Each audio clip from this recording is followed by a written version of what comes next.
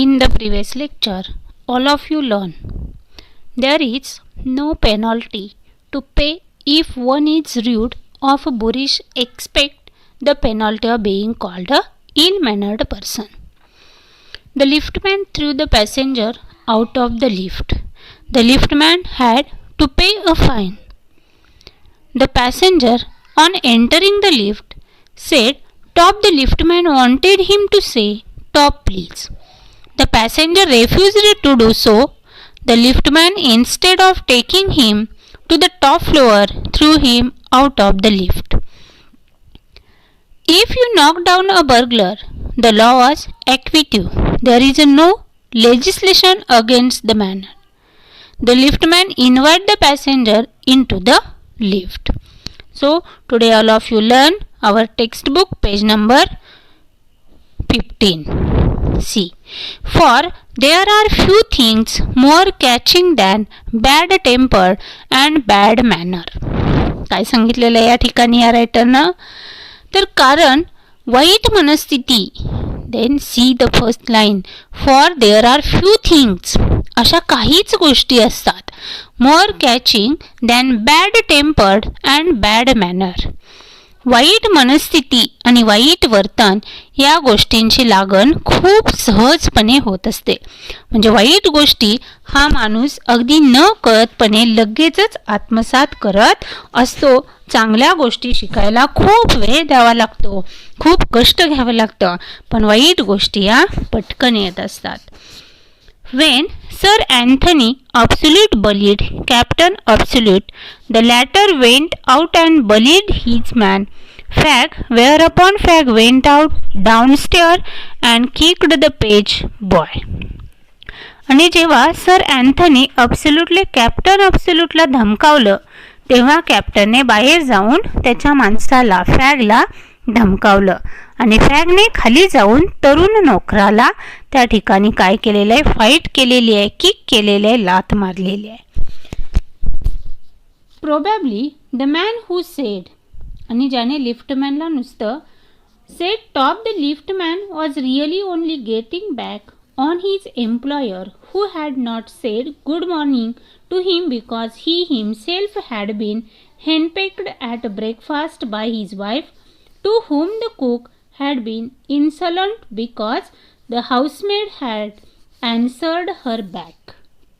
आणि ज्याने लिफ्टमॅनला नुसतं टॉप म्हटलं, तोही कदाचित त्याच्या मालकावरचा राग व्यक्त करीत होता. Fact, when probably the man who said top to the liftman was really only getting back on his employer who had not said good morning to him. ज्याने लिफ्टमॅनला नुसतं टॉप म्हटलं, तोही कदाचित त्याच्या मालकावरचा राग व्यक्त करीत होता. बिकॉज, कारण काय, he himself had been henpecked at a breakfast.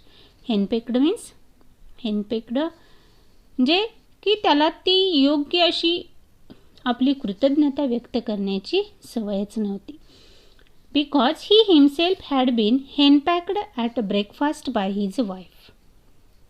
की त्याने त्याला गुड मॉर्निंग म्हटलं नाही, कारण त्याला त्याच्या बायकोनं ब्रेकफास्टच्या वेळी त्रास दिलेला होता. हेनपॅक ॲट ब्रेकफास्ट, की त्याचं आणि त्याच्या बायकोचं ब्रेकफास्टच्या वेळेमध्ये काहीतरी झालेलं होतं. To whom the cook had been insolent because the housemaid had answered her back.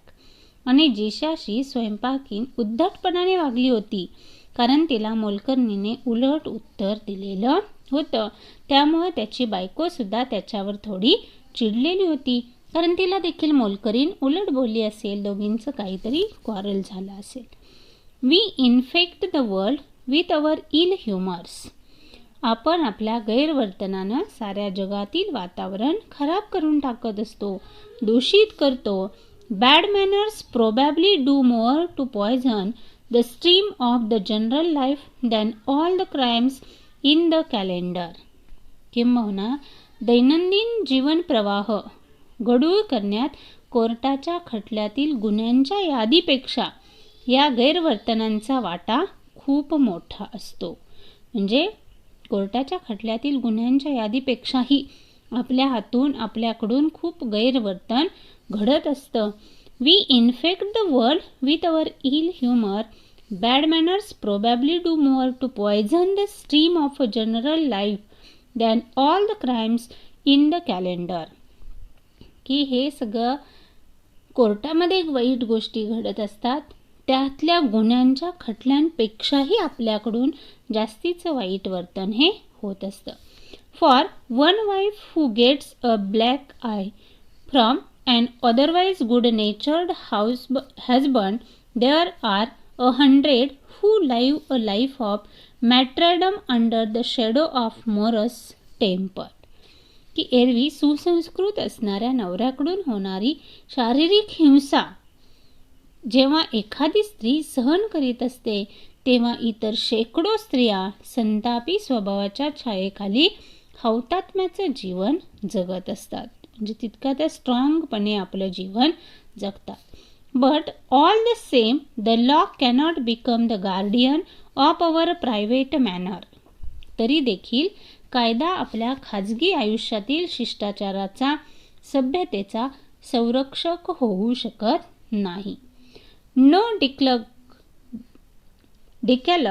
could cover the vast area of offense, and no court could administer a law which govern our social civilities, our speech, the tilt of our eyebrows, and all our modes and manners.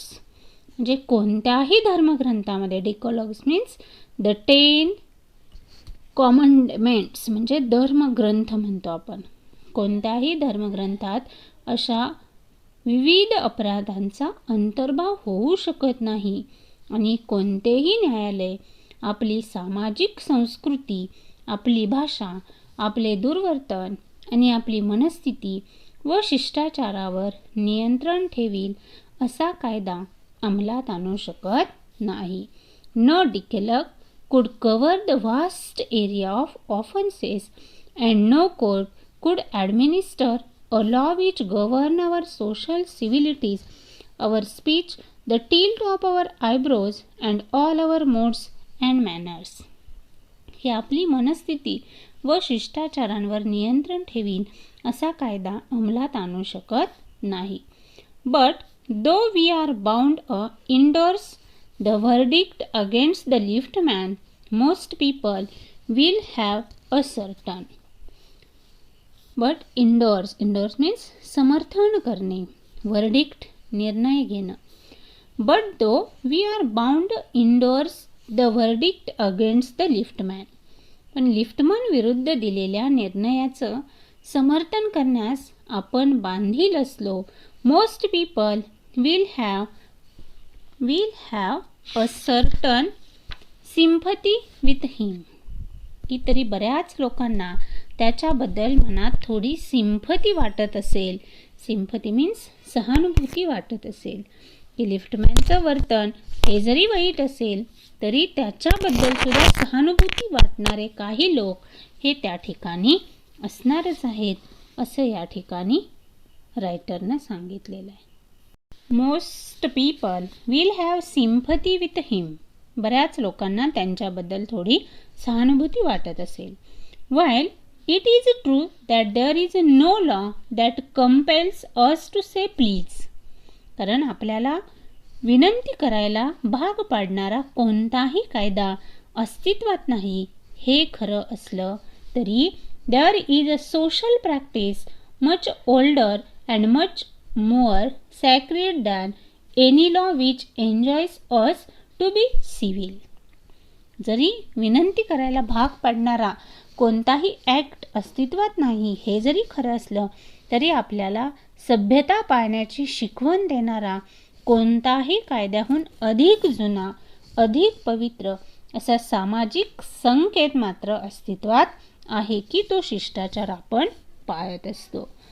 And the first requirement of civility is. आणि त्या सभ्यतेची पहिली आवश्यक act कृती म्हणजे that we should knowledge a service, please and thank you are the small change with which we pay our ways as a social being. आणि त्या सभ्यतेची पहिली आवश्यक कृती म्हणजे मिळालेल्या सेवेची पोच देणं, की समाजाचा एक सुसंस्कृत घटक म्हणून प्लीज, देन थँक्यू म्हणजे कृपया, धन्यवाद यांच्यासारख्या शब्दांच्याद्वारे आपण समाजाचे देणे हे चुकते करीत असतो. म्हणजे समाजाचा एक आपले मोरॅलिटी म्हणून जो काही आपला नैतिक धर्म आहे तो आपण या ठिकाणी पाळत असतो. They are the little courtesies by which we keep the machine of life oiled and running sweetly. की या छोट्याशा सौजन्याच्या स्नेहानं की ह्या मशीनला, जीवनरूपी रथाला आपण वंगण घालून आपण जीवनरूपी रथ हा सुरळीतपणे चालवत असतो, हाकत असतो. They put our intercourse upon the basis of a friendly cooperation as easy give and take instead of on the basis of superiors dictating to inferiors. आणि यामुळे वरिष्ठांनी कनिष्ठांना हुकूम दिल्याप्रमाणे संवाद न करता मैत्रीपूर्ण सहकार्याच्या आधारावर सुलभ व्यवहारातून संवाद हा घडत असतो. It is a very vulgar mind that would wish a command where he can have the service for asking and have it with willingness and good feeling instead of resentment. Resentment means anger, राग, क्रोध. आणि एखाद्याच्या सेवेची मागणी केली असता ती रागाने नाही तर आनंदानं, स्वखुशीनं आणि चांगल्या भावनेनं पूर्ण होऊ शकत असेल तर केवळ एखादी विकृत मनोवृत्तीची व्यक्तीच जबरदस्तीने ती मिळवायचा प्रयत्न करीत असते. इथपर्यंतचा भाग लक्षात आला. कशाविषयीचा आहे? एकच शब्द आहे, प्लीज. प्लीज म्हणणं, कृतज्ञता व्यक्त करणं, एखाद्याचा आभार मानणं, आपल्याकडून जर काही चूक झाली असेल तर त्याबद्दल क्षमा मागणं, हे रायटरनं या ठिकाणी ॲक्टचा आधार घेऊन आपणाला सांगितलेलं आहे. I should like to feature in the connection my friend the polite conductor. या संदर्भात माझ्या एका सौजन्यशील कंडक्टर मित्राविषयी सांगायला मला नक्की आवडेल. काय सांगितलं? फॉर एक्झाम्पल आपल्याला या ठिकाणी बघा. By this criminating title I do not intend to suggest a rebuke to conductor generally. की या सापत्न भाव दर्शवणाऱ्या शीर्षकातून इतर कंडक्टरांविषयी कोणतेही मतप्रदर्शन करण्याचा माझा हेतू नाही, असे या ठिकाणी सांगितलेलं आहे. वन द कॉन्ट्ररी की उलट पक्षी, विरोधाभास म्हणून I am disposed to think that there are a few classes of men who come through the ordeal of a very trying calling better than bus conductors do. की असं काही लोकांचा गट आहे जे त्यांच्या कष्टदायी अनुभवातून बस कंडक्टरपेक्षा अधिक चांगल्या प्रकारे तावून सुलाखून बाहेर पडत असतात, हे मी खात्रीने सांगू शकतो. Here and there you will meet an unpleasant specimen who regards the passenger as his natural enemies, as creatures whose chief purpose on the bus is to cheat him, and who can only be kept reasonably honest by a loud voice and an aggressive manner.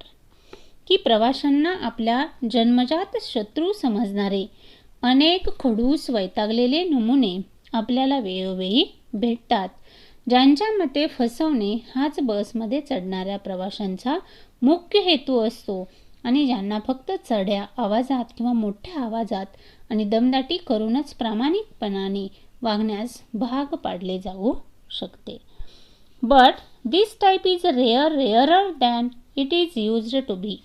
परंतु अर्थात हा प्रकार पूर्वी होता त्यापेक्षा आता दुर्मिळ आहे. पूर्वीचे लोक अरेरावी करायचे, पण आता हा प्रकार थोडा कमी झालेला आहे.